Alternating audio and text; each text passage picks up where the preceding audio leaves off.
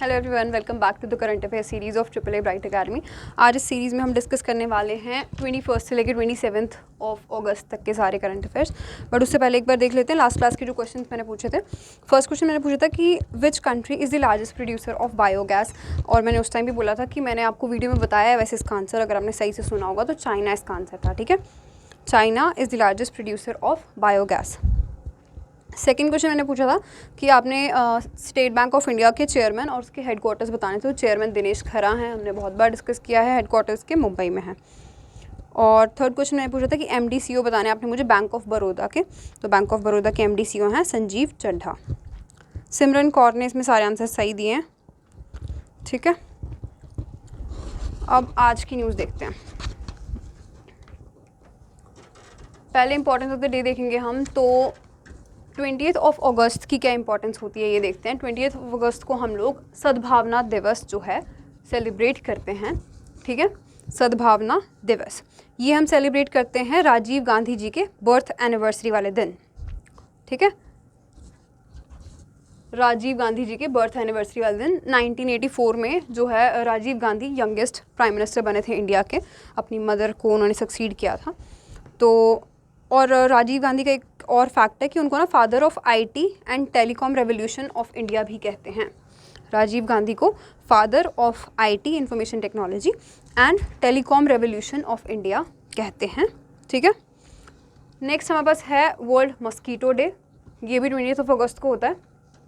ठीक है, 21 अगस्त को होता है international day of remembrance of and tribute to the victims of terrorism. मतलब इंटरनेशनल डे जो भी टेररिज्म के विक्टिम्स रहे हैं उनको याद करने का भी और उनको ट्रिब्यूट पे करने का भी एक इंटरनेशनल डे हम सेलिब्रेट करते हैं 21 अगस्त को। इस साल इसकी थीम क्या थी? मेमोरीज़। ठीक है, मेमोरीज़ थीम थी इस बार की इस इंटरनेशनल डे की। 22 अगस्त को हम international day commemorating the victims of acts of violence based on religion और बिलीफ ऑब्जर्व करते हैं। तो ये वाला दिन क्या होता है कि इस दिन पे जितने भी किसी भी तरह की रिलीजन पे या किसी बिलीफ पे बेस्ड वायलेंस हुई होती है, उसमें जितने भी लोगों की डेथ्स हो जाती हैं, उसके जो भी विक्टिम्स हो जाते हैं, उनको याद करना इस दिन का मेन पर्पज़ रहता है। ठीक है, तो 21 अगस्त को हम टेररिज्म के विक्टिम्स को याद करते हैं। ठीक है, वो दिन हम टेररिज्म के विक्टिम्स के लिए मनाते हैं। और 22 अगस्त को जितने भी रिलीजन बेस्ड वायलेंस हुई है या बिलीव्स के बेस पे जो भी वायलेंस हुई है, उसमें जितने भी लोग विक्टिम बने हैं उनकी याद में हम 22 अगस्त को ये डे ऑब्जर्व करते हैं। 23 अगस्त को international day for the remembrance of slave trade and it's abolition. 23 अगस्त को हम क्या सेलिब्रेट करते हैं? Remembrance of the slave trade and it's abolition. अब स्लेव ट्रेड क्या होता है कि मान लो इधर से कहीं भी लोगों को बंदी बना के किसी दूसरी जगह पर शिफ्ट किया जा रहा है, इंटरनेशनली कहीं उनको बाहर भेजा जा रहा है और उनसे वहाँ पर स्लेवरी का काम करवाया जा रहा है। ठीक है, मतलब यहाँ से लोगों को एक तरह से किडनैप करते हैं और यहाँ से उनको ट्रेड कर देते हैं, उनको बेच देते हैं यहाँ से किसी दूसरी कंट्री में एज अ स्लेव काम करने के लिए। तो उस एक चीज़ की वो कैसे उससे बचा जा सकता है वगैरह, उसकी इम्पोर्टेंस की ये कितना बड़ा रोल प्ले कर सकता है हमारी इकोनॉमी को भी डाउन करने में, और यहाँ के लोगों की भी सुरक्षा इसमें मतलब बहुत अफेक्ट होती है, या किसी भी कंट्री में जहाँ पर भी ये होता है। तो इसकी एबोलिशन के लिए भी, इसको ख़त्म करने के लिए भी इस दिन को हम ऑब्जर्व करते हैं। ठीक है, 23 अगस्त को स्लेव ट्रेड की एबोलिशन के लिए हम डे ऑब्जर्व करते हैं। फर्स्ट क्वेश्चन देखते हैं अपना आज का। ये है कि which of the following becomes first Har Ghar Jal certified state in India. अब इंडिया में पहली हर घर जल सर्टिफाइड एक स्टेट बनी है, कौन सी स्टेट है वो? गोवा।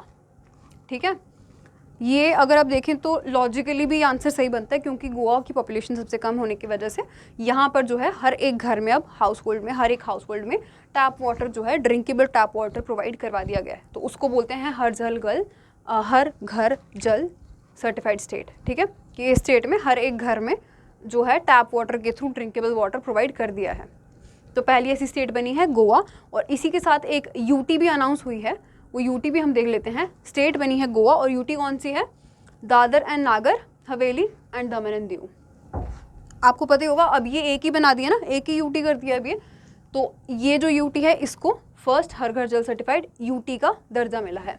ठीक है ना। All the households in the villages have access to safe drinking water through taps ensuring that no one is left out. कोई भी एक भी घर छूटा नहीं है इस प्रोसेस में। हर एक घर में अब टैप्स के थ्रू ड्रिंकेबल वाटर इन दोनों जगहों पर प्रोवाइड करवा दिया गया है इंडिया में। ठीक है, हर घर जल जो है वो एक जल जीवन मिशन के अंडर एक इनिशिएटिव था हमारी गवर्नमेंट का, जो 15 अगस्त 2019 में अनाउंस हुआ था। हर घर जल मिशन 15 अगस्त 2019 में लॉन्च हुआ था। ठीक है अब ये जो जल जीवन मिशन है इसका क्या एम है, ये किस लिए लॉन्च किया गया था? आई थिंक जल जीवन मिशन किया गया है आपका 15 अगस्त 2019 में लॉन्च, उसके बाद हर घर जल हुआ है। जल जीवन मिशन लॉन्च हुआ है 15 अगस्त 2019 को। इसकी क्या एम थी, किस लिए लॉन्च हुआ था मिशन? ताकि पोर्टेबल वाटर, टैप वाटर की सप्लाई हो सके। पोर्टेबल अगेन ड्रिंकेबल वाटर ही है, तो वो हर जगह पर हर एक घर में उसकी सप्लाई प्रॉपर हो सके एडिक्वेट अमाउंट में, मतलब एक सफिशेंट अमाउंट में हर जगह पर हर घर में ड्रिंकेबल वाटर हो। और ये इंश्योर किया है इस एक मिशन के अंडर। ये कब तक इंश्योर किया गया, क्या इसकी डेडलाइन रखी है कि हर रूरल हाउसहोल्ड में 2024 तक हर एक घर में ड्रिंकेबल वाटर थ्रू टैप्स हम लोग प्रोवाइड करवाने वाले हैं। जल जीवन मिशन है ये, ठीक है, ये आपको याद रखना है। इसका ये डेडलाइन आ सकती है, ज़रूरी नहीं है कि जो अभी आपका चल रहा है न्यूज़ में वही एक टॉपिक आए या वही एक पॉइंट आए, इससे रिलेटेड भी कुछ आ सकता है। तो इससे रिलेटेड क्योंकि ये जल जीवन मिशन के अंडर ही एक प्रोग्राम है, तो 2024 तक है इसकी डेडलाइन जल जीवन मिशन वाले प्रोग्राम की। ठीक है, नेक्स्ट क्वेश्चन हमारे पास है, according to the Mercom India research report, India added how much of solar capacity in the first half of 2022? 2022 के पहले हाफ में इंडिया ने कितनी सोलर कैपेसिटी ऐड की है according to Mercom India research report? हमने मरकॉम इंडिया की और भी बहुत सारी रिपोर्ट्स पहले डिस्कस की है ना, पर वो लास्ट ईयर की थी। अब जैसे इस ईयर की आई है, तो first half of the year मतलब कि जनवरी से लेकर जून तक में कितना अमाउंट है जो ऐड किया गया है सोलर कैपेसिटी में, वो है 7.2 गीगावाट्स। ठीक है, ये हाईएस्ट एवर है। 7.2 गीगावाट्स जो है ऐड किया गया है, रिकॉर्ड ब्रेकिंग ये एडिशन हुई है 7.2 gigawatts of solar installation in the first half of 2022। पूरे साल की इंस्टॉलेशन भी नहीं है ये, अभी आधे साल की ही इंस्टॉलेशन है ये। इतनी जो सोलर एनर्जी है इंडिया में एडिशन हुई है इसकी। ठीक है, the solar sector witness the highest ever quarterly and half yearly solar capacity addition. Quarterly भी देखा जाए जैसे फर्स्ट 3 मंथ्स की, तो भी हाईएस्ट एवर एडिशन थी इस बार, और अब हाफ ईयरली वाली भी ये highest ever solar capacity addition रही है। ठीक है, और इसमें राजस्थान जो है वो फर्स्ट स्टेट बन गई है टू क्रॉस 10 गीगावाट्स। टोटल इनकी 13 होगी है शायद, 13 गीगावाट्स की आपकी सोलर कैपेसिटी है टोटल राजस्थान में। ठीक है वो भी फर्स्ट क्वार्टर के हिसाब से देखें तो, और आई थिंक हाफ ईयरली में गुजरात ने इसमें टॉप किया है। नेक्स्ट क्वेश्चन हमारे पास है, where did doctor Jitendra Singh launched India's first indigenously developed hydrogen fuel cell bus? Jitendra Singh ने फॉलोइंग में से कौन सी जगह पर इंडिया की इंडिजेनसली डेवलप्ड होती है, स्वदेशी, मतलब यहीं पर ही बनाई गई हाइड्रोजन फ्यूल सेल बस कहाँ पर लॉन्च की है?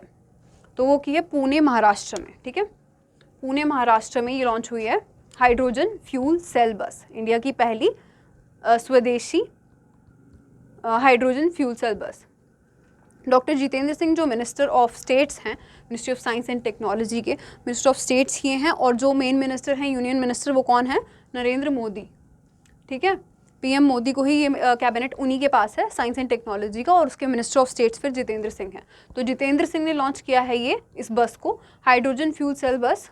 कहाँ पर है? महाराष्ट्र में। याद रखना है आपको, ये काफ़ी इंपॉर्टेंट है, एग्जाम पॉइंट ऑफ व्यू से ये आ सकता है। ठीक है, इट इज़ को developed by the CSIR national chemical laboratory and central electrochemical research institute and KPIT technologies limited. इसके आने के चांसेस थोड़े कम है, इसीलिए मैंने इसको हाईलाइट नहीं किया है। कोई भी रेड नहीं है इसमें, देखो उसके रेड पेन से यहाँ पर कुछ भी नहीं टिका हुआ है, तो इसको सिर्फ एक बार पढ़ लेना। ठीक है, और नेक्स्ट पॉइंट आपके लिए इंपॉर्टेंट है कि this development is inspired by the national green hydrogen mission. ठीक है, India has set a target to produce 5 million tons of green hydrogen by 2030। अभी जो नेशनल ग्रीन हाइड्रोजन मिशन है इसके अंडर इंडिया ने जो है टोटल 5 मिलियन टन्स तक की ग्रीन हाइड्रोजन प्रोड्यूस करने का एक टारगेट रखा है। कब तक? 2030 तक। ठीक है, मतलब इस एक मिशन के अंडर इंडिया का जो टारगेट है वो ये है कि हम 5 मिलियन टन्स तक के ग्रीन हाइड्रोजन जो है वो प्रोड्यूस करेंगे 2030 तक। नेक्स्ट क्वेश्चन हमारे पास है कि Punjab and Haryana agreed to name the Chandigarh international airport after which freedom fighter. ये भी काफ़ी इंपॉर्टेंट क्वेश्चन है स्टेट एग्जाम्स के लिए भी, कि पंजाब और हरियाणा जो हैं वो उन दोनों ने मिल के चंडीगढ़ इंटरनेशनल एयरपोर्ट को एक किसी फ्रीडम फाइटर के नाम पे नाम करने का एक डिसीजन लिया है। ठीक है, तो कौन से हैं वो फ्रीडम फाइटर? भगत सिंह जी, शहीद भगत सिंह के नाम पे ये जो चंडीगढ़ इंटरनेशनल एयरपोर्ट है इसको नाम कर दिया जाएगा। Punjab and Haryana agreed to name the Chandigarh international airport after freedom fighter Shaheed Bhagat Singh for its collective contribution to both states.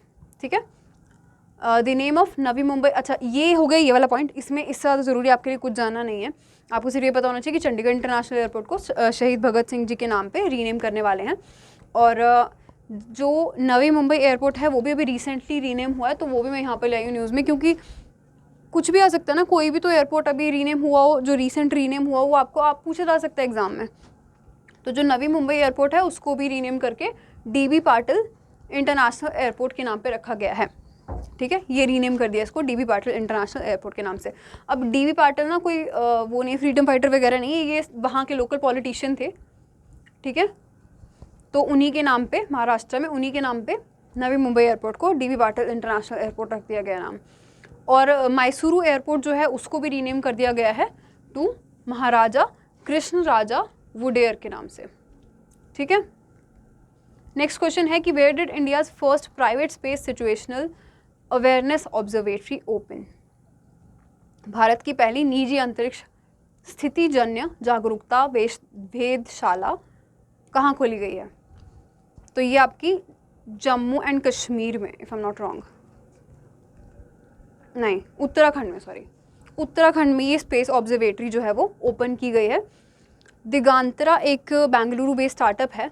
ठीक है, उन्होंने ओपन की है ये इंडिया की पहली private space situational awareness observatory, private SSA observatory जो है उत्तराखंड में गढ़वाल में, गढ़वाल डिस्ट्रिक्ट ऑफ उत्तराखंड में ये जो स्पेस ऑब्जर्वेटरी है ये लॉन्च की गई है to track objects as small as 10 centimetres in size orbiting the earth.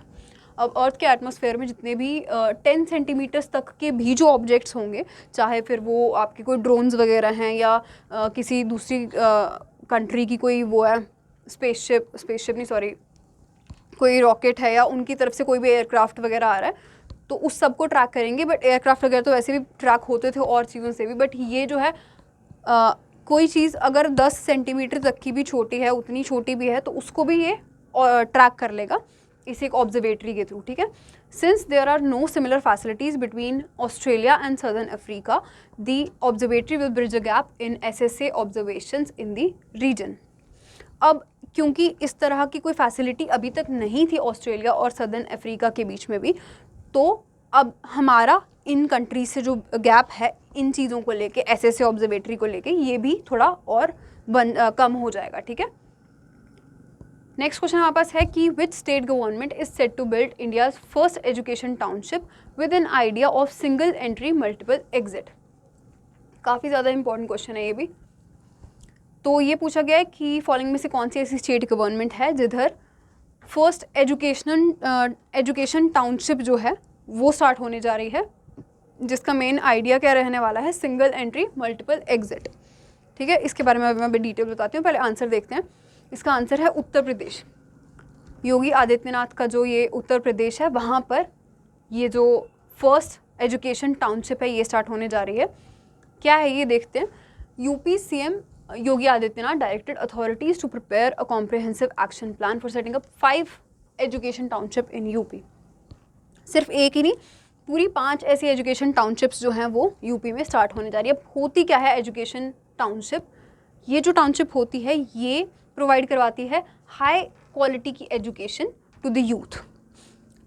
High education, देखो 5 एजुकेशन टाउनशिप क्या होता है कि मतलब एजुकेशन आपको प्रोवाइड भी वहीं की जाएगी एक ही जगह पर, वहीं पर आपकी स्किल डेवलपमेंट होगी, वहीं पर आपके कॉम्पिटिटिव एग्जाम्स वगैरह की तैयारी होगी और वहीं से आपको प्लेसमेंट करवा दी जाएगी। मतलब एक ही जगह पर एजुकेशन से रिलेटेड सारी चीज़ों का होना उसको कह सकते हैं हम इन लेमैन लैंग्वेज कि वो एजुकेशन टाउनशिप होती है, ठीक है। अब ये जो टाउनशिप है ये प्रोवाइड करवाएगी high quality education to the youth, जितने भी वहाँ के यंग लोग होंगे उनको हाई क्वालिटी एजुकेशन वहाँ के बच्चों को प्रोवाइड करवाएगी, और साथ के साथ उनको एक्विप करेगी, मतलब कि उनको एक तरह से वाकिफ़ करवाएगी नए स्किल्स से भी, ठीक है। उनको नए नए स्किल्स से नए नए स्किल्स सिखाएंगे ताकि वो अपने आगे जो भी उनको जॉब वगैरह करनी है उसमें उनको हेल्प मिल सके। और ये एक सिंगल प्लेस पे होने वाला है, और साथ के साथ यहाँ पर अकोमोडेशन फैसिलिटीज़ भी होंगी, ठीक है। इसीलिए इसका नाम, ये जो इनका आइडिया है, इसीलिए ये मैटर करता है कि सिंगल एंट्री मल्टीपल एग्जिट। एक जगह पर आप आ रहे हैं, एक जगह से आप आ रहे हैं, बट आपको बहुत सारी अलग अलग वेज मिल रही हैं जहाँ से आप आगे अपनी लाइफ को परसू कर सकते हैं, ठीक है। तो नेक्स्ट पॉइंट है इसमें कि the township focusing on high end education will also cater to students from African, Latin American and Central Asian countries. अब ये भी काफ़ी इंपॉर्टेंट है कि सिर्फ इंडिया के ही बच्चों को नहीं ये हाई एंड एजुकेशन मिलने वाली है, यहाँ से बाहर की कंट्रीज से भी बच्चे आके यहाँ पर पढ़ सकते हैं, इस एक एजुकेशन टाउनशिप का फ़ायदा उठा सकते हैं। फ़ॉरेन से ही इंस्पायर होके योगी जी ने ये जो एजुकेशन टाउनशिप का आइडिया है ये उत्तर प्रदेश में इम्प्लीमेंट करने की बात की है। तो वहाँ पर टोटल 5 ऐसे एजुकेशन टाउनशिप्स स्टार्ट होने वाली हैं, ठीक है। नेक्स्ट क्वेश्चन हमारे पास है कि what is India's rank in 15th international olympiad on astronomy and astrophysics 2022। India की फॉलोइंग में से क्या रैंक आई है ऐसी जो क्या रैंक आई है किस में, 15th international olympiad on astronomy and astrophysics में। तो इस एक कॉन्फ्रेंस में, इस एक ओलंपियाड में इंडिया जो है वो 3rd रैंक कर रहा है, ठीक है। 3rd रैंक आई है इसमें इंडिया की, 5 टोटल मेडल्स मिले इंडिया को जी। इसमें है कि इंडिया केम 3rd इस एक ओलंपियाड में। ये जो ओलंपियाड है ये 14 से लेके 21 अगस्त को हुआ था, कहाँ पर, जॉर्जिया में, ठीक है। और इंडिया एंड सिंगापुर जो हैं वो टाई कर रहे हैं, 3rd प्लेस को शेयर कर रहे हैं इंडिया और सिंगापुर, ठीक है।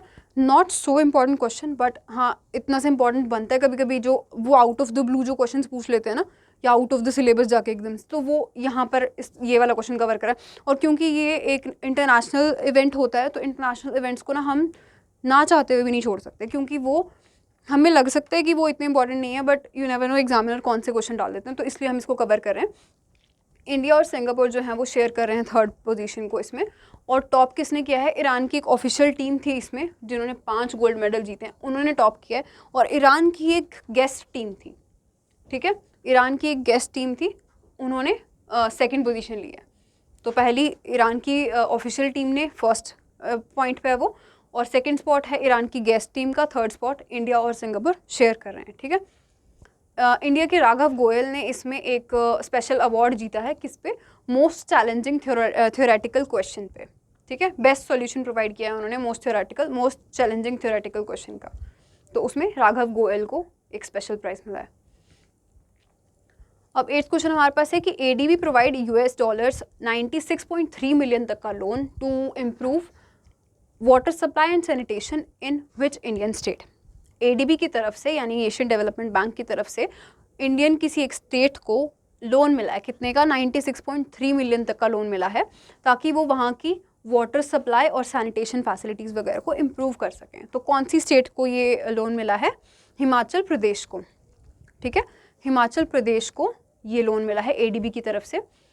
Government of India and ADB signed an $96.3 million, यानी कि अराउंड 769 करोड़ रुपीज़, अगर रुपीज़ में देखें तो 769 रुपीज़ का एक लोन अग्रीमेंट साइन किया है इन्होंने, इंडिया की गवर्नमेंट ने और ADB ने, ताकि सेफ ड्रिंकिंग वाटर और वाटर सप्लाई को थोड़ा और इम्प्रूव किया जा सके, ये फैसिलिटीज़ और सैनिटेशन फैसिलिटीज़ प्रॉपर प्रोवाइड की जा सके हिमाचल प्रदेश में, ठीक है।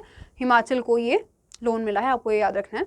और भी लोन्स मिला है हिमाचल को, हमने पहले भी पढ़े हैं, तो उसके साथ साथ अब इसको भी हम ऐड कर देंगे कि एक $96.3 मिलियन का ADB ने लोन दिया है हिमाचल प्रदेश को for drinking water and water supply और सैनिटेशन फैसिलिटीज़।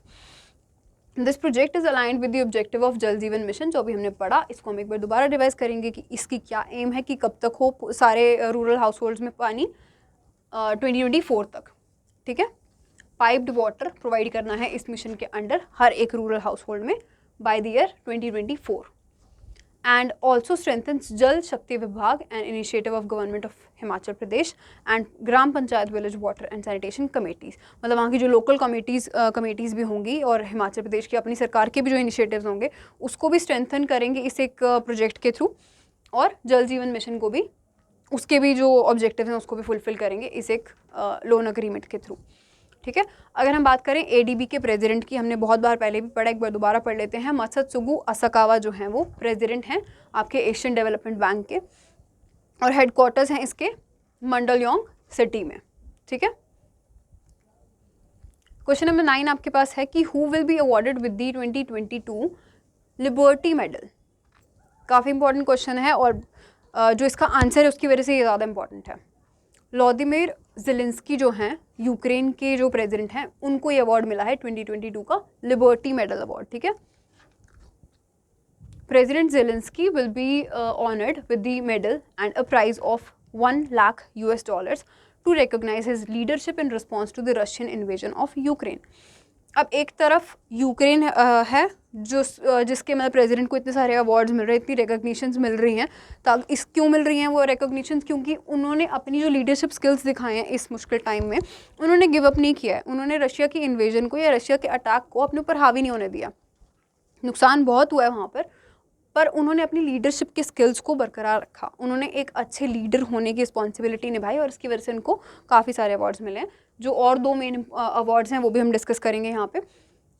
पर on the other hand Russia का हाल देखो, रशिया कितने इंटरनेशनल ऑर्गेनाइजेशंस में से इसको बाहर निकलना पड़ रहा है और कितनी जगह पर इसको बाहर निकाल के कर रहे हैं कि क्योंकि आपने एक मतलब एक तरह से होता है ना, बेसिक रूल्स आपने इन्वेड किए हैं किसी दूसरी कंट्री पे ऐसे अटैक करके, तो वहाँ रशिया को इतना नुकसान हो रहा है। एक तरह से देखा जाए तो रशिया को भी बहुत नुकसान हो रहा है उस चीज़ का, और यूक्रेन को नुकसान हुआ है ऑब्वियसली, बट वहाँ के लीडर को काफ़ी एक्नॉलेज किया जा रहा है। तो जो बाकी उनको अवार्ड्स मिले हैं मेन, वो भी एक बार देख लेते हैं कि इनको मिला है एक रोनाल्ड रेगन का फ्रीडम अवार्ड 2022 का।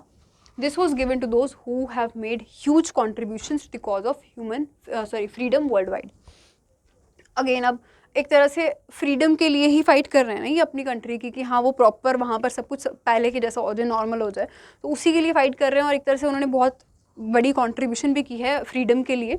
तो इस वजह से इनको ये वाला अवार्ड मिला था, रोनाल्ड रेगन फ्रीडम अवार्ड। बहुत डिटेल में नहीं जाएंगे हम, एक तरह से सारे इस चीज़ का ये हो जाएगा इन दी एंड कि इनकी जो इस टाइम की लीडरशिप क्वालिटीज़ हैं वॉर में भी, जो इनका एक अपना लीडरशिप के स्किल्स दिखाना हुआ, उसके लिए इनको अवार्ड मिल रहे हैं। तो दूसरा जो अवार्ड मिला है वो ये है। तीसरा अवार्ड कौन सा है? John F Kennedy profile in courage award. ठीक है, जॉन एफ कैनेडी वाला जो अवार्ड होता है वो भी मिला है इनको, अगेन पॉलिटिकली करेजियस लीडरशिप के लिए।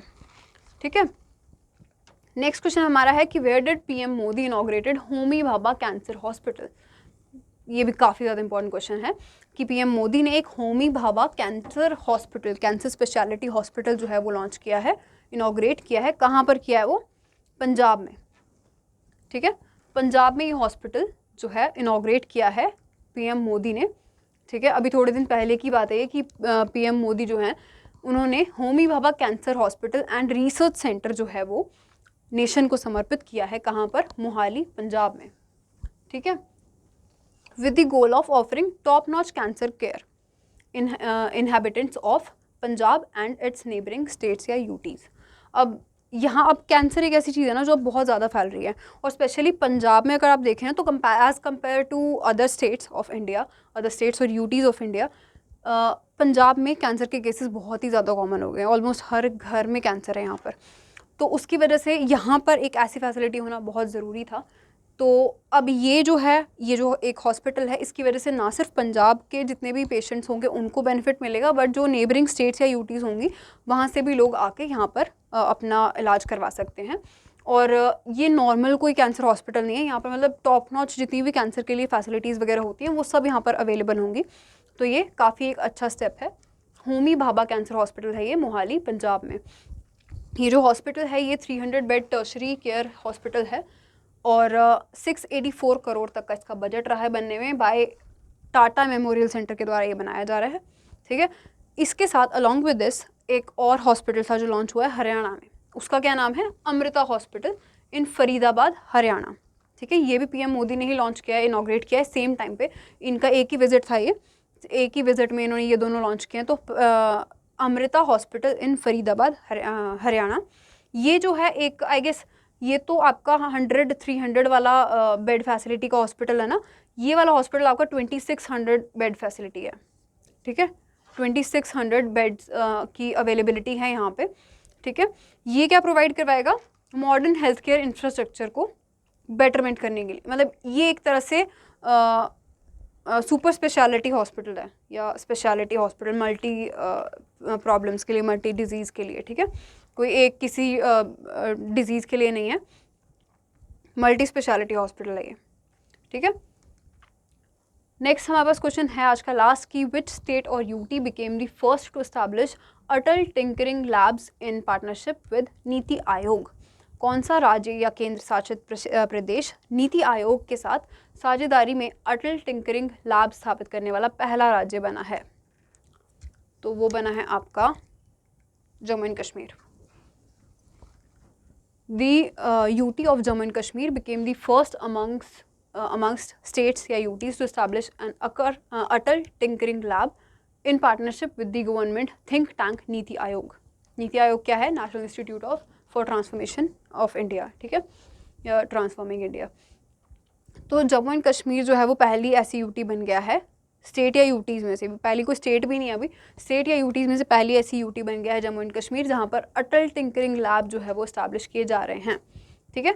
अटल टिंकरिंग लैब होते क्या हैं? ये स्कूल्स में इस्टेब्लिश होते हैं ये लैब्स, ठीक है, जहाँ पर और किस मिशन के अंडर होते हैं? जब हमने देखा कि अटल टिंकरिंग लैब्स हैं तो मतलब कि अटल इनोवेशन मिशन जो एम है, अटल इनोवेशन मिशन, उसी के अंडर इसको लॉन्च किया गया है, ठीक है। और ये जो अटल इनोवेशन मिशन है ये किसका मिशन है? नीति आयोग के द्वारा लॉन्च किया गया एक मिशन है, ये आपको याद रखना है, ठीक है। ये क्वेश्चन पूछा जा सकता है कि अटल इनोवेशन मिशन किसके द्वारा लॉन्च किया गया, तो वो नीति आयोग का एक मिशन है, ठीक है।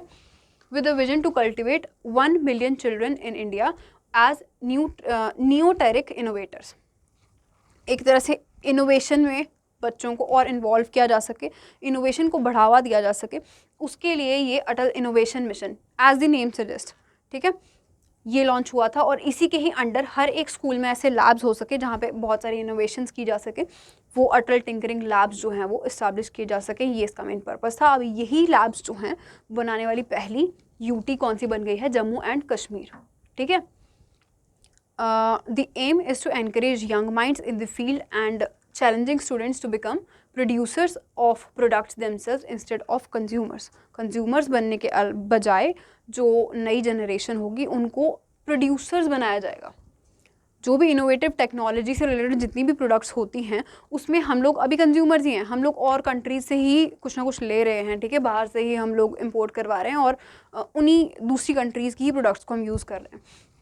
तो अब इसका मेन पर्पज़ ये है कि हम ऐसे इनोवेटर्स को लें, ऐसे यंग माइंड्स को आगे लेके जाएं, उनको एक प्लेटफॉर्म प्रोवाइड करवाएं जहां पर हम लोग कंज्यूमर्स के बजाय प्रोड्यूसर्स बन सकें ऐसी प्रोडक्ट्स का, ठीक है। इनोवेशन को एक तरह से एक अगले स्टेज पे ले जाने का जो है पर्पज़ है इस एक मिशन का। अटल टिंकरिंग लैब्स जो हैं वो started with an aim to build 10,000 labs. इसमें टोटल 10,000 लैब्स बनाने का एक मिशन है। ये कब तक? जुलाई 2022 तक ये अचीव हो चुका है। ये जो मिशन है ये अचीव हो भी चुका है। जुलाई 2022 तक 10,000 लैब्स जो हैं वो बन गए हैं, ठीक है। अब पॉइंटर्स देखेंगे हम। HDFC bank opens its first all women branch in Kozhikode, Kerala with an aim to enhance gender diversity in banking sector। मेरे को ऐसा लग रहा है कि शायद हमने ये डिस्कस किया भी था, बट अगर कर भी लिया होगा पिछली क्लास में हमने डिस्कस तो एक बार रिवीजन हो जाएगी। HDFC बैंक जो है वो पहला ऐसा बैंक बन गया जिन्होंने ऑल वुमेन ब्रांच खोली है। कहाँ पर? कोझिकोडे, केरला में, ठीक है। किस लिए खोली है? ताकि जेंडर डाइवर्सिटी बढ़ सके बैंकिंग सेक्टर में।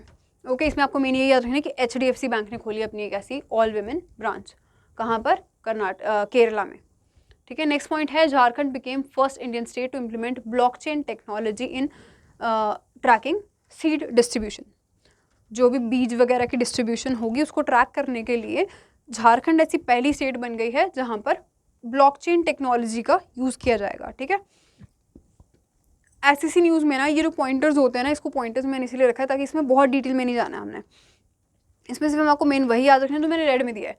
झारखंड पहली ऐसी स्टेट बना है जो सीड डिस्ट्रीब्यूशन की ट्रैकिंग के लिए ब्लॉकचेन टेक्नोलॉजी को यूज़ कर रहा है, ठीक है। नेक्स्ट है कि Indian army chief general Manoj Pande release the book man of steel military leadership for India. Man of steel military leadership of India नाम की एक बुक जो है वो लॉन्च की है हमारे आर्मी के चीफ मनोज पांडे ने। ये बुक को ऑथर किसने किया है? मेजर जनरल यश मोर, ये भी रिटायर्ड जनरल हैं, और एक और रिटायर्ड जनरल है लेफ्टिनेंट जनरल अजय कुमार सिंह। इन दोनों ने मिलकर इस बुक को लॉन्च किया, ठीक है। ये मतलब इंडिया की मिलिट्री की एक तरह से उनकी करेजनेस की या उनकी करेज की एक गाथा रहेगी इस एक बुक में, ठीक है। पेटीएम ने जो विजय शेखर शर्मा है MD CEO हैं पेटीएम के, उनको रीअपॉइंट कर दिया है अगले 5 साल के लिए, ठीक है। तो अगर ये क्वेश्चन आ जाता है कि पेटीएम ने किसको बनाया नया MD CEO, तो उन्होंने वापस विजय शेखर शर्मा को ही रीअपॉइंट कर दिया अगले 5 साल के लिए। इंडिया के ग्रैंड मास्टर जो हैं R प्रज्ञानंदा, उन्होंने एक बार फिर से वर्ल्ड के नंबर 1 चेस चैम्पियन जो है मैग्नस कार्लसन, उनको हरा दिया है किस में? FTX क्रिप्टो कप में, ठीक है। FTX क्रिप्टो कप में R प्रज्ञानंदा ने वर्ल्ड नंबर 1 मैग्नस कार्लसन को हरा दिया है।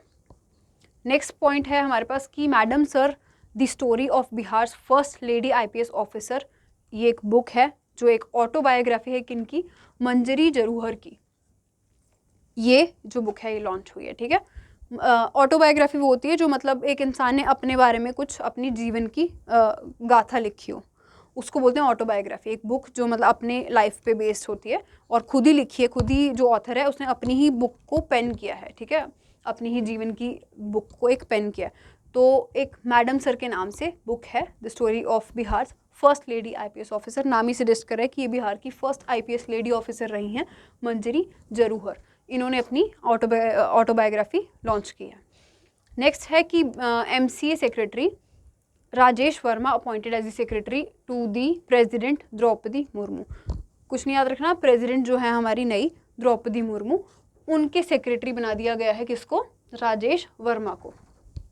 नेक्स्ट पॉइंट है government of India to collaborate with Arunachal government to develop district good governance portal. District good governance portal मतलब कि हर डिस्ट्रिक्ट के बेस पे एक डिस्ट्रिक्ट में कितनी अच्छे से गवर्नेंस हो रही है उसका एक ट्रैक रखने के लिए जो है गवर्नमेंट ऑफ इंडिया ने अरुणाचल प्रदेश की गवर्नमेंट के साथ कोलैब किया है, ठीक है। अरुणाचल प्रदेश की गवर्नमेंट के साथ किया है। ये अरुणाचल का नाम आपके लिए बहुत ज़्यादा इंपॉर्टेंट है, ठीक है। तो याद रखना है, ऐसा एक पोर्टल बनाया है जिसमें डिस्ट्रिक्ट लेवल पे गुड गवर्नेंस हो रही है या नहीं उसको ट्रैक किया जा सकेगा। Government of India grants GI tag to Bihar Mithila makhana, ये आपको याद रखना है। अब गवर्नमेंट ऑफ इंडिया ने एक और GI टैग जो है वो दे दिया किसको? बिहार के मिथिला एक जगह है वहाँ के मखाने को। तो मिथिला मखाना आपको याद रखना है, बिहार की एक प्रोडक्ट है, उसको एक GI टैग दे दिया गया है, ठीक है। अब इससे जो फार्मर्स होंगे वहाँ पे उनकी इनकम भी बूस्ट होगी, क्योंकि जब GI टैग को मिलता है ना किसी भी प्रोडक्ट को, तो वो इंटरनेशनली एक जगह से, एक अपने जो ओरिजिन होता है उनका, जैसे ये मिथिला है या बिहार है, इस ओरिजिन से वो बिलोंग करती हैं, तो वो थोड़ी मतलब एक बोलते हैं ना कि स्पेशल हो जाती हैं, है ना, और उनका जो प्रोडक्ट है वो इंटरनेशनल मार्केट्स में थोड़ा हाई हो जाता है। तो जो फार्मर्स हैं उनको अपनी इनकम में एक बूस्ट मिलता है, ठीक है। अच्छा, ये जो है बिहार की प्रोडक्ट है 5th, ठीक है। इससे पहले 4 और ऐसी प्रोडक्ट्स थी जिनको GI टैग मिल चुका है बिहार से। तो कौन कौन सी वो प्रोडक्ट्स है एक बार देख लेते हैं।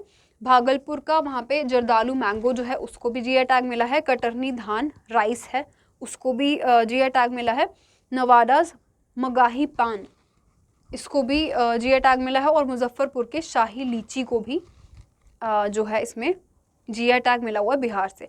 तो फ्रूट्स का देखें तो ये 2 फ्रूट्स इसमें हैं, मैंगो और लीची, ठीक है। ये आपको याद रखना है। बिहार का मिथिला मखाना, इसको भी GI टैग मिल गया। India nominates Garba to be inscribed on UNESCO's intangible cultural heritage list.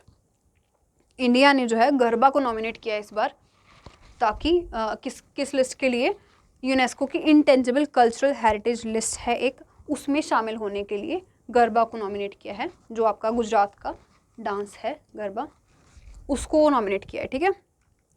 Next point है हमारे पास कि transgender people to receive composite health care services under आपका आयुष्मान भारत प्रधानमंत्री जन आरोग्य योजना, ठीक है, ABPMJ जो है, उसके अंडर ट्रांसजेंडर भी जितने लोग होंगे उनको भी अब composite health care services provide करवाई जाएंगी।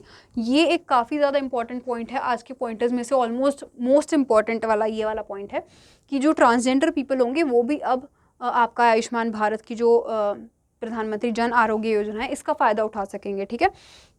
आयुष्मान भारत TG+ नाम का एक कार्ड भी इनके लिए इसमें लॉन्च किया जाएगा, ठीक है। आयुष्मान भारत TG+ कार्ड, ये ट्रांसजेंडर्स के लिए ही इसमें लॉन्च किया जाएगा ये कार्ड। इसमें क्या होगा कि इनको अलग अलग फैसिलिटीज़ प्रोवाइड की जाएंगी। अब कैसी वो फैसिलिटीज़ होंगी वो भी देख लेते हैं। और इन फैसिलिटीज़ को प्रोवाइड करवाने वाला ना इंडिया जो है वो पूरे वर्ल्ड की पहली कंट्री भी बन जाएगी। तो इसलिए ये ज़्यादा इंपॉर्टेंट है कि इंडिया इसके साथ साथ वर्ल्ड की पहली ऐसी कंट्री बन जाएगी जो free of cost facilities provide करवाएगी। कैसी कैसी? कॉस्मेटिक सर्जरी तक भी इसमें जो है एक, अभी तक ऐसा ना पूरे वर्ल्ड में कहीं नहीं हुआ है कि कोई गवर्नमेंट का इनिशिएटिव है, कोई गवर्नमेंट की स्कीम है, उसके अंडर मेकअप का भी कोई एक रोल है। मतलब कि उसके अंडर जो कॉस्मेटिक आपकी सर्जरी होती है जो ट्रांसजेंडर करवाते हैं उसको भी इसमें फ्री ऑफ कॉस्ट जो है वो प्रोवाइड करवाने वाले हैं। तो ऐसी कोई फैसिलिटी प्रोवाइड करवाने वाली, कॉस्मेटिक सर्जरी को फ्री करवाने वाली, वो भी गवर्नमेंट स्कीम के अंडर पहली ऐसी कंट्री बन जाएगी इंडिया, ठीक है। तो ये इसी कार्ड के अंडर ये फैसिलिटी होगी कि फ्री ऑफ कॉस्ट फैसिलिटीज़ इनको मिलने वाली है कॉस्मेटिक सर्जरी तक की, ठीक है। तो इसलिए इंपॉर्टेंट है, आपको याद रखना है। ट्रांसजेंडर पीपल अब तक इसका बेनिफिट नहीं ले सकते थे जन आरोग्य योजना का, अब यह बेनिफिट भी ले सकते हैं और साथ में उनको ये भी एक एक्स्ट्रा कार्ड के थ्रू फैसिलिटी मिली है। आयुष्मान भारत TG+ कार्ड है ये, ठीक है। नेक्स्ट पॉइंट है कि Tamil Nadu launches footwear and leather products policy 2022, science 5 MOUs worth ₹2,250 crore. अब इसमें इम्पॉर्टेंट क्यों था ये वाला पॉइंट आज डिस्कस करना कि तमिलनाडु जो है ना उसने एक footwear and leather products policy अलग से लॉन्च की है अपनी स्टेट की। इसमें क्या होगा कि तमिलनाडु का मेन पर्पस इसके अंडर ये है कि हम लोग यहाँ तमिलनाडु में ही जो लेदर प्रोडक्ट्स हैं या फुटवेयर की जो मैन्युफैक्चरिंग है उसको इतना अच्छा कर सकें कि जो बाहर पूरे मतलब ऑल अराउंड एशिया, पूरा एशिया तक में जो लोग हैं अगर उनको इस चीज़ में इन्वेस्ट करना है फुटवेयर की मैन्युफैक्चरिंग वगैरह में तो वो यहाँ आए, ठीक है। उस चीज़ को थोड़ा और इम्प्रूव करने के लिए ये फुटवेयर वगैरह की जो मैन्युफैक्चरिंग है उसको और बेहतर बनाने के लिए और एक अच्छे लेवल पे ले जाने के लिए तमिलनाडु ने ये जो पॉलिसी है ये बनाई है, ठीक है। नेक्स्ट पॉइंट हमारे पास है the ministry of chemicals and fertilisers has decided to implement one nation one fertiliser initiative by introducing single brand for fertilisers and logos under Pradhan Mantri Bharatiya जनुर्वरक परियोजना फर्टिलाइजर सब्सिडी स्कीम। अब इसमें बताया गया है कि जो ministry of chemicals and fertilisers है उसके अंडर इंडिया में वन नेशन वन प्रोडक्ट या वन नेशन वन प्रोडक्ट वगैरह जैसी और भी एक दो स्कीम है जो मुझे भी याद नहीं आ रही, उसी की तरह अब एक one nation one fertiliser scheme भी स्टार्ट कर दी है, ठीक है, जिसमें एक ही सिंगल ही ब्रांड रहेगा और वो भारत के नाम से होगा। वो ब्रांड सिंगल ब्रांड रहेगा सारे फर्टिलाइज़र्स के लिए और लोगोस के लिए, ठीक है। प्रधानमंत्री भारतीय जनुर्वरक परियोजना के अंडर इसको लॉन्च किया गया है। ज़्यादा नहीं इसमें डिटेल में जाना, आपने सिर्फ ये देखना है कि वन नेशन वन फर्टिलाइज़र नाम का एक स्कीम लॉन्च किया, एक इनिशिएटिव स्टार्ट किया है जिसमें हर एक फर्टिलाइज़र की ब्रांड को एक ही नाम से जाना जाएगा। वो होगा जैसे भारत यूरिया के नाम से, ठीक है, भारत यूरिया वगैरह ऐसे ऐसे जो भी फर्टिलाइजर्स वगैरह होते हैं जो हमारे को ज़रूरी चाहिए होते हैं फार्मर्स को, उसको बस एक ही ब्रांड के अंडर जाना जाएगा भारत के नाम से। नेक्स्ट पॉइंट है हमारे पास कि SBI remain the top player. इसमें डिटेल में नहीं जाएंगे, इसमें सिर्फ ये देखेंगे कि डेबिट कार्ड्स के नाम पे अगर मार्केट में सबसे ज़्यादा शेयर है किसी बैंक का तो वो है SBI का, और क्रेडिट कार्ड के मार्केट में अगर हम देखें तो HDFC बैंक का नाम सबसे ऊपर है, ठीक है। बस इसमें यही याद रखना है आपको। इसमें आपको परसेंटेज पे जाने की ज़रूरत नहीं है, लास्ट ईयर क्या था क्या नहीं था वो भी जाने की ज़रूरत नहीं है, सिर्फ इतना कि डेबिट कार्ड की मार्केट में SBI ने टॉप किया और क्रेडिट कार्ड के मार्केट में HDFC बैंक ने टॉप किया। नेक्स्ट है कि टाटा न्यू जो इंडिया का फर्स्ट सुपर ऐप है टाटा ग्रुप का, उन्होंने HDFC बैंक के साथ मिलके, सेम बैंक के साथ मिलके पार्टनर किया है ताकि वो 2 नए को ब्रांडेड क्रेडिट कार्ड लॉन्च कर सकें, ठीक है। ये सिर्फ इसलिए इंपॉर्टेंट था क्योंकि टाटा न्यूज़ में था अभी और HDFC भी काफ़ी न्यूज़ में रहता ही है, तो इन्होंने मिलकर कोई 2 को ब्रांडेड क्रेडिट कार्ड लॉन्च किए, इसलिए ये इंपॉर्टेंट है। नेक्स्ट पॉइंट है SBI सिक्योरिटीज़ ने अपने एक नए MD CEO अपॉइंट किए हैं, दीपक कुमार लाला।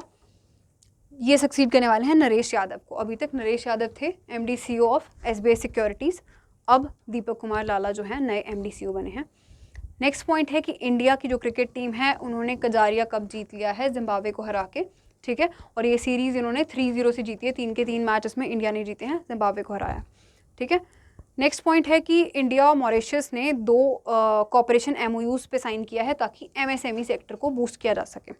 ये सिर्फ इतना इंपॉर्टेंट है कि इंडिया ने मॉरिशस के साथ 2 MOU साइन किए हैं ताकि MSME सेक्टर को बूस्ट किया जा सके। अब आज के क्वेश्चन देख लेते हैं हम। पहला क्वेश्चन आज आपने मुझे बताना है कि ऑस्ट्रेलिया के PM और वहाँ की कैपिटल क्या है। सेकंड क्वेश्चन है कि गुड गवर्नेंस डे हम कब सेलिब्रेट करते हैं। अभी हमने गवर्नेंस को ट्रैक करने के लिए देखा ना कि एक पोर्टल लॉन्च करने वाले हैं डिस्ट्रिक्ट लेवल पे गवर्नेंस को ट्रैक करने के लिए। तो आपने बताया कि गुड गवर्नेंस डे जो है वो हम कब सेलिब्रेट करते हैं। थर्ड क्वेश्चन है कि CM और कैपिटल बताना आपने मुझे हरियाणा के, ठीक है, जहाँ पर वो अभी अमृता हॉस्पिटल लॉन्च हुआ है। तो ये क्वेश्चंस थे। अब अगर इसमें आपको कोई डाउट लग रहा है तो आप कमेंट सेक्शन में पूछ सकते हैं। मैं आपसे नेक्स्ट क्लास में मिलूंगी, तब तक के लिए बाय।